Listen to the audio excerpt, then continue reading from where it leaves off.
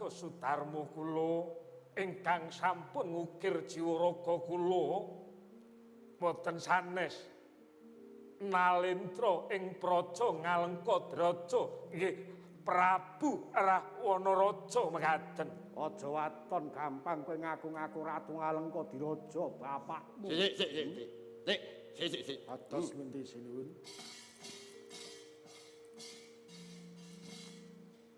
Pancen yen Pertala Maryam ki urung tepung. Nanging sing ibunga sapa? Pratamawati. Pratamawati. Nun inggih. Iya. Ora jeneng aku ngikipi bapakan kuwi.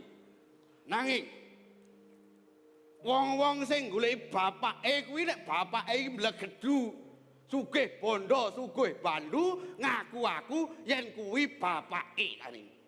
Ngerti ora? Kamangka iki praja ing Ngalengkadraja lagi ayun-ayunan peperangan. Dene kowe delamak mlebu ning Pendhapa Agung. Ngerti wong arep suwita? Ngerti ora? Sampun dados krekat kula. Kula kepengin suwita wonten ing ngarsa bapak kula Rahwana-raja. Senopati Ngalengkadraja wis entek tapis. Yen kowe engko tak aku anak tan murunge kowe modal kalene mula kowe bali wae. Aja golek bapakmu. Bali. Lho ora? Angger rumiyin. Nggih. Kene paduka menika ngandharaken bab ingkang mekaten menawa paduka menika Prabu Rahwana-raja. Iya iso niki Prabu Rahwana-raja tak kandhani. Kula ngaturaken bekti Kanjeng Rama. Tak tampa nanging kusik. Kados pundi? Tak tampa nanging kusik. Lho. Durung rampung. Durung komplit. Tak tampa sembahmu ya Leo. Nuwun inggih. Nanging ngene. Yen kowe bisa nyangking sirahe Rama sak lesemane sak munyuk-munyuke, tak aku anak minggat asa ngene. Ngestaken dawuh paduka. Kangge mbuktiaken bekti kula dumateng Kanjeng Rama. Iya. Kula badhe ngrenteng mustakanipun Rama Wijaya. Ya tak sangoni asuki Kundala Maryam. Hei prajurit, pamit. Derek iki. Ngestaken dawuh. Semangat.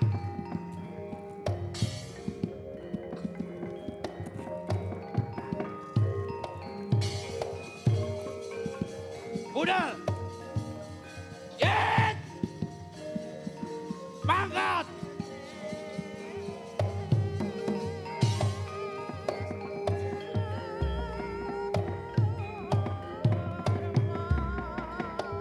Ayo, budal.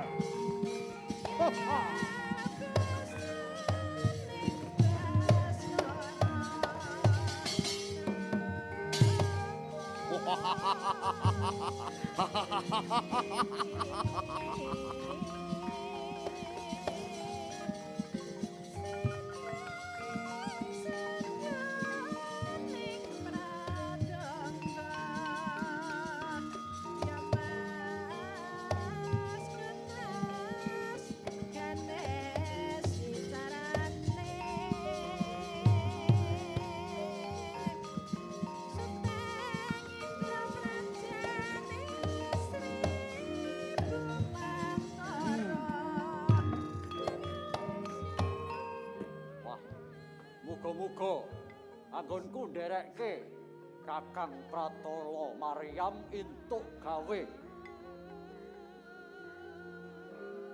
Ning mesine mengko ndek. Wah, endah kaya ngopo bagiane kadangku Sinarawati Kakang Pratala Maryam. Lho. Kok kaya Kakang Pratala Maryam.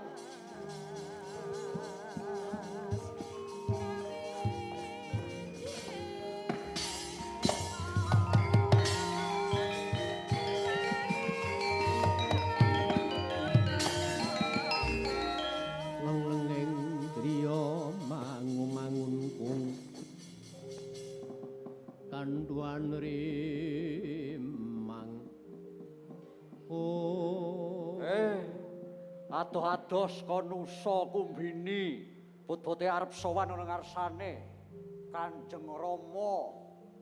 Katon bungah rasane sumringah.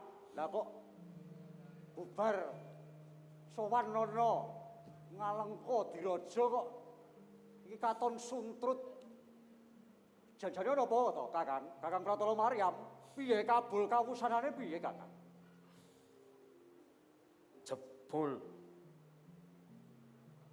Jebul wong kang ngupati bapake ngono kuwi ora gampang. Ora gampang ento aku iki diakoni anak. Kok kowe bisa kandha kaya mangkono iki lire kepiye Kakang Pratala?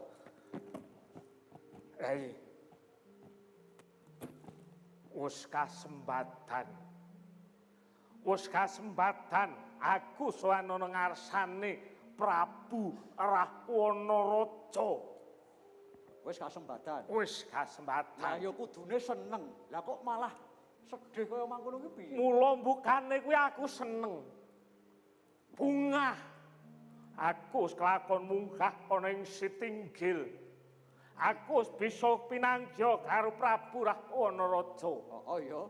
Kabeh wis ndak andharake apa kang dadi kekarepanku. Yen to aku iki anake Kanjeng Ibu Pratalawati. Anging senadyan to Rahwana Raja kuwi wis bisa nampa nanging durung sautuhe aku iki dianggep anak lah ya bingungke. Lah cetha to. Cetha yen to Kakang Pratala Maryam kuwi putrane Kanjeng Ibu Pratalawati. Iya, ramane Prabu Rahwana Raja lah kok ora gelem nganggep anak kuwi ora gelem ngaku. Yen kowe kuwi anake kuwi janjane kepiye to? Sadus mangerteni durung. Yen kaungguan dina iki wektu iki lagi ana untran-untran. Untran-untran? Lagi ana paperangan kandhane bapakku mau. Wis akeh senopati Ngalengka Diraja padha gugur. Aku iki dikon bali, aja nang kene ora sanggole bapakmu bali yo. Lah. Saya bingung ta aku. Nanging wis ndak antepi wis ndak tekati ento aku iki kudu dianggep anak. Banjur ana bebanane. Bebanane apa? Bebanane iki sing angel.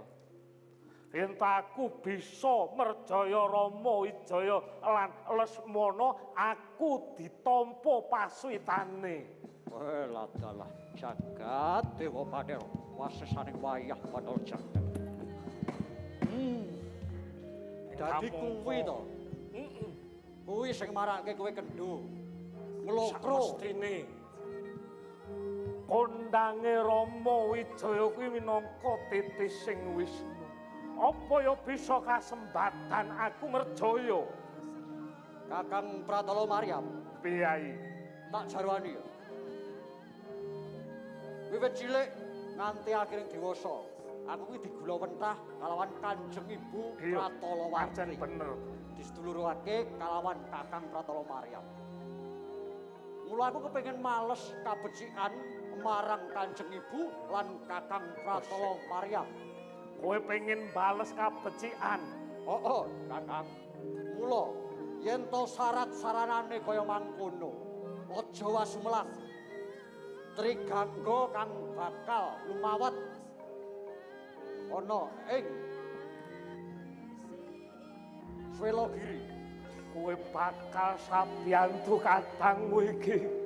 Aku bakal ngupati ing ngendi papan dununge Rama Wijaya lan Lesmana rak ngono. Iya, gedhe panuwunku Yai. Yen to Siadi bakal sabiyantu lawan aku.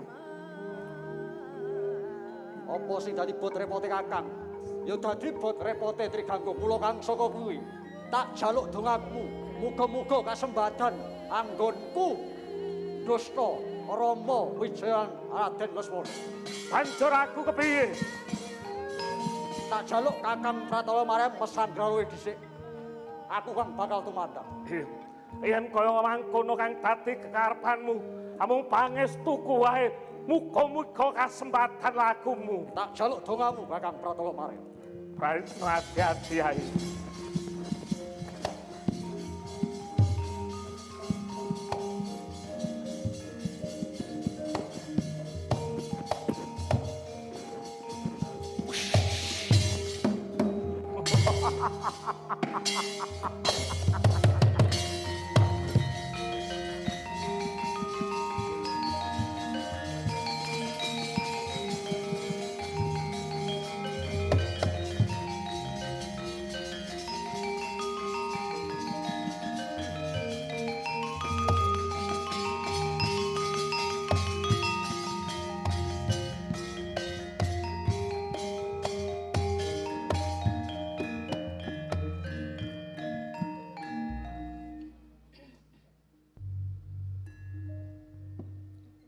Sirabun lan udan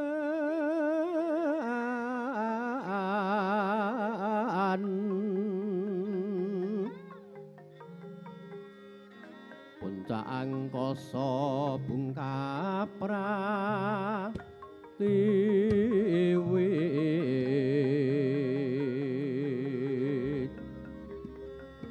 oyate Bayu Putra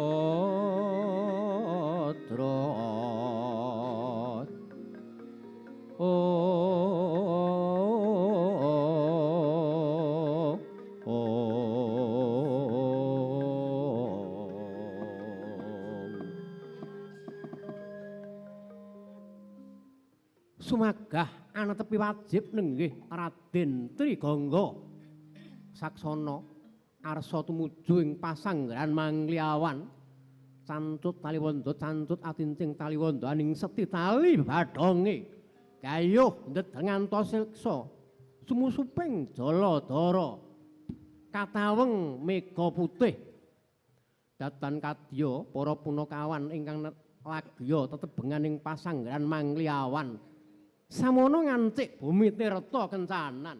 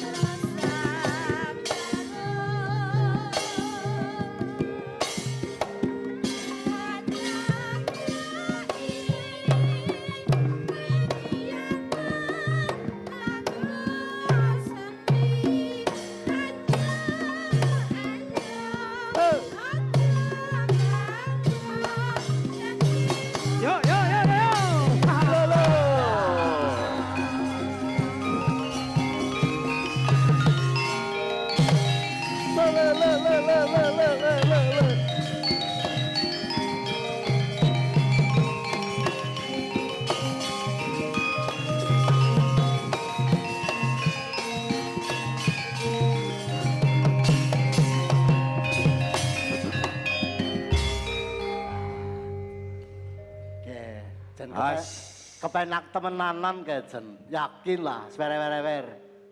Sewer-ewer sing ngewer-ngewer sapa? Kowe iki ngomong apa? Kita gendingnya Banyumasan ke. Oh. Iki mau. Iya loh. Nek Banyumasan ki Ya kayak gue. Bahasanya menyesuaikan. Iya kayak gue. Oh. dadi ora nek basa vokal ning kabeh nganggo patenan K. Iya. Kaya kowe. Oh Iya. Wek. Lah nek kayak aku kaya tau krungu Apa? kates ki cara basa Banyumas e. Dong kates ke bahasa Banyumas ya gandul. Oh, bener. Iya bener gandul. Iya. Iya.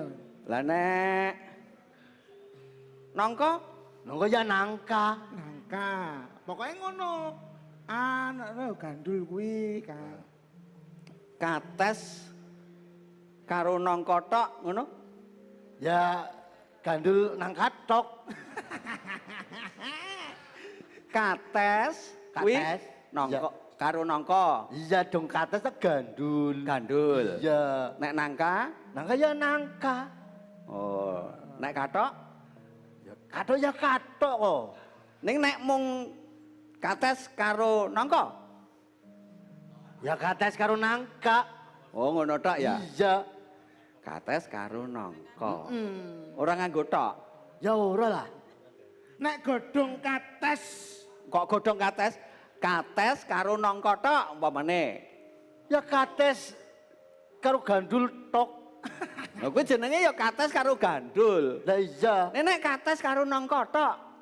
Kates ya gandul ngangkat tok. Tetep gembandel kok. Kemandel kok senengane kok. Kuwi mau apa ta? Ladrang. Mau srepek ke. Tirta Kencana. Tirta kencanan itu Oh. weh. Tirta kuwi banyu. Kencana kuwi kencana. Kencana ki ya emas. Mas. Ke dadine banyu emas. Sing nyuwara kuwi wedok. Kok iso emas ki lho? Mas ki tegese ki emas ki Apa meneh? ki sing diakarke emas kowe. Ah. Ki kencana ki tirta kencanan. Ah. Tirta kowe banyu. Banyu. Kencana kowe emas.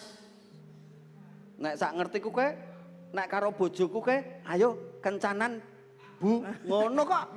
Kadung kencanan kae pan kaya kowe. Iya, kayak kue. Meletek-meletek. Lho kok meletek-meletek? Lah kok jarene kekek kuwi kok. Nek ngono ki padha karo meletek dewek ngono kae. Heeh. Apaan sing meledak ya? Srikaya. Kepenak kowe mandan. Ayo. Apa? Ya ngaturke wilujeng rawuh. Oh lah ya, nggih. Ngaturaken wilujeng dalu. Iku Dalu. Sapa sing dalu? Sing jaluk ki sapa? Sing njaluk sapa? Sing jaluk sapa? Kowe ki aja sembrono lho. Kandanan apa? Kandanan. jarene kon ngomongke Wilujeng dalu, wilujeng jaluk. ya wilujeng dalu. Lho, sing jaluk sapa? Oh, Ya Banyumasan kok ben pripun sih? ngene. Dadi ciri khase Banyumas ki ngono kuwi. Ngono. Dalu ngono. Ndro to dilek ngono ya. Iya. Ya ora dilek pancen ya kelek dewek. Ki ngaturke wilujeng rawuh ning para Pamirsa. pamirsa uga para pamirsa. Malah aku krungu kae mangan sing biasane kae mung nonton nang YouTube. Heeh. Terus kepengen genahke janjane iki RRI Solo iki kaya ngopo? Ado-ado saka Australia. Heeh. Mrene ming pengen weruh wayang wong RRI. Terima kasih. Luar biasa, luar biasa. Ya.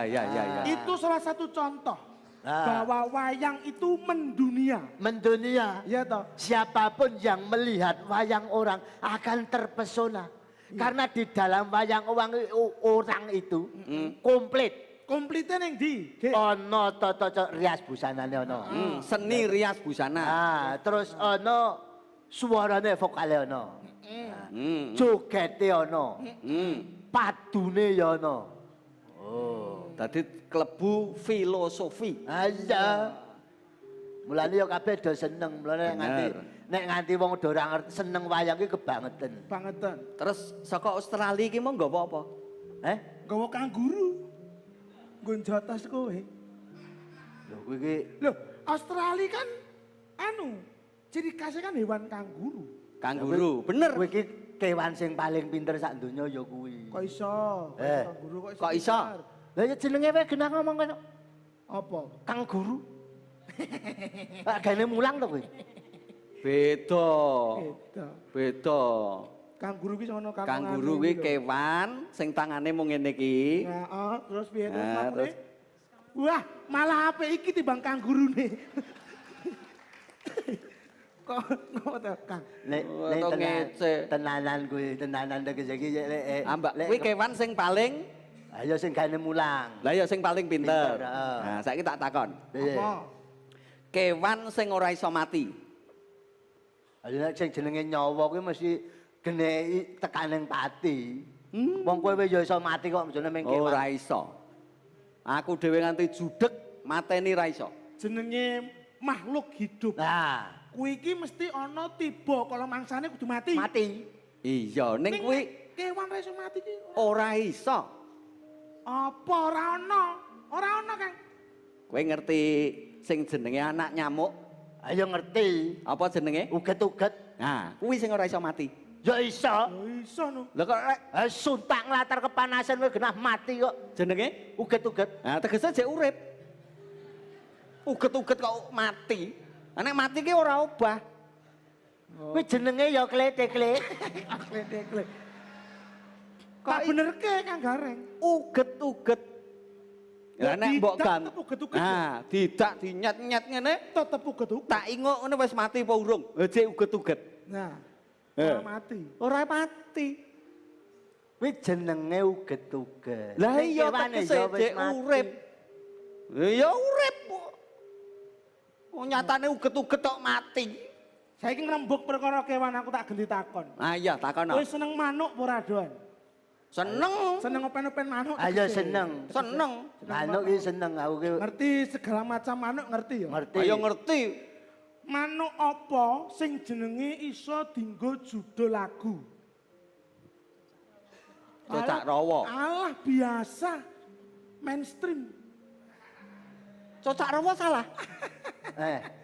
Manuk Podang. betet. Hah? Manuk Podang. betet. Podang Bet, Ah. bet, tiet. Oke. Alah. Mbok nek omongan karo Petro iki rada intelek sithik ngono lho. Manuk. Apa? Perenjak. Hah? Ora. Ora. Ora ngerti aku. Ora Ora ngerti. Ora ngerti. Manuk sing iso dienggo judul lagu kuwi jalak. Kok iso lho? Bojo jalak kae. Lagu dangdut kae. Wah, iki. Kang. Wis. Kowe kok Mekah nggawa racun ra? Aja urusane kok kaya ngono. Lah kok mbok racun. Lah kae iki bojo galak, ora kok bojo jalak. Lah bojo galak kuwi ngingu manuk jalak ngono lho. Wedok ngene kok reka. Saiki tak takoni. Apa? Takono. Saiki kowe ngerti kodhok kae? Ngerti? Ha, Kodhok saka tembung teko-teko ndodok. kodhok ki sing mencolot ke sing iso. Lah ya nek ra tau ndodok meneh.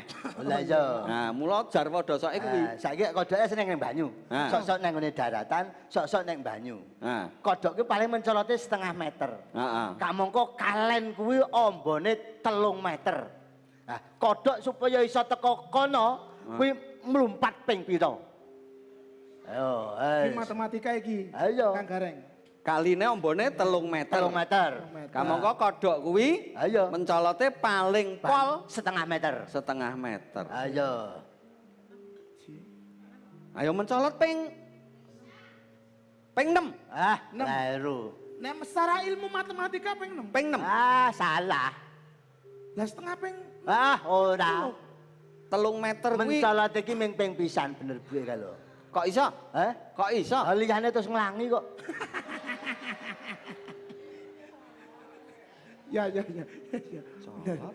Pisan. terus Apa yo njur kodhok nang nggon banyu njur arep mencolot piye? Oh ya keblegong kok ya. Ah iya mesti yo njur mesti nglangi. Saiki ngene. Iya ya. perkara kodhok. Saploke kok luar negeri iki. Wah. Lah iya. Pinter rada mletik. Perkara kewan. Kewan. Ah. Ana kewan Nah. ning hutan iki lah banyak sekali macam-macam hewan. Ya, Lah kuwi ana kethek, keluarga kethek. keluarga kethek. Ana bapak, ibu karo anak. Aja. Ning kethek kabeh. Kethek kabeh wong kuwi family manke kok. Oh iya. Wah, terus nyebrang dalan.